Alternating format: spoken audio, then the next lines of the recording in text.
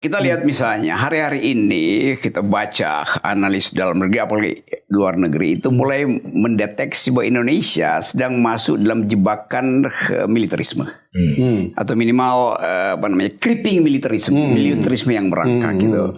Lalu orang bilang harusnya kembalikan pada pemimpin sipil.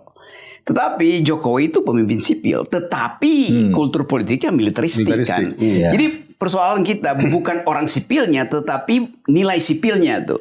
Jadi yang mesti dalam demokrasi, yang mesti supreme itu bukan orang sipil, tapi nilai sipil. Karena itu yang lebih tepat mengatakan demokrasi artinya kepemimpinan yang berbasis pada the supremacy of civilian value. Bukan civilian people, jadi value-nya itu. Nah, dalam demokrasi orang sipil maupun orang militer harus tunduk pada civilian value. Itu dasarnya tuh. Jadi kita ada di dalam defisit civilian value.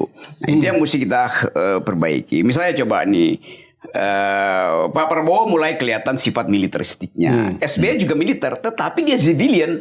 Bahkan SBY itu udah lebih sipil dari orang sipil. Nah itu yang saya maksud, kenapa civilian value itu yang mesti supreme, bukan orang sipilnya. Jadi nilainya, bukan nilainya, bukan orangnya. Bukan Pak Mahfud dalam pemerintahan, Pak Mahfud menyaksikan itu kan berarti ya, bagaimana dalam pemerintahan itu, bagaimana Anda sebagai orang sipil yang kata Rocky itu juga sekaligus membawa nilai civilian value di dalam.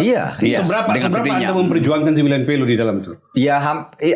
Hampir di semua lingkup tugas saya, tapi saya mempersaksikan misalnya yang tadi dikatakan Pak SBY itu memang dia mengatakan gini, yang dikatakan sipil itu bukan sipil lawan militer, tetapi nilai-nilai di mana nilai demokrasi itu dihargai. Orangnya boleh militer, boleh tidak. Ini pandangan Pak SBY ya? Iya, selalu gitu. Oleh sebab itu Pak SBY itu selalu tampak demokratis ya. Apapun, kemudian selalu konstitusional kan. Pokoknya mungkin dia punya kepentingan politik tertentu, tetapi tetap koridornya itu konstitusi, dibolehkan dan oleh konstitusi kalau kayak gini. Oleh sebab itu diskusi-diskusi tentang konstitusi misalnya, tentang isu-isu yang sedang hangat, biasanya Pak SBY itu bicara dari konstitusi ini gimana. Kalau saya mengeluarkan jalan ini secara hukum bagaimana, akibatnya secara politik gimana. Kalau politiknya begini, hukumnya nanti mau apa, gitu terus.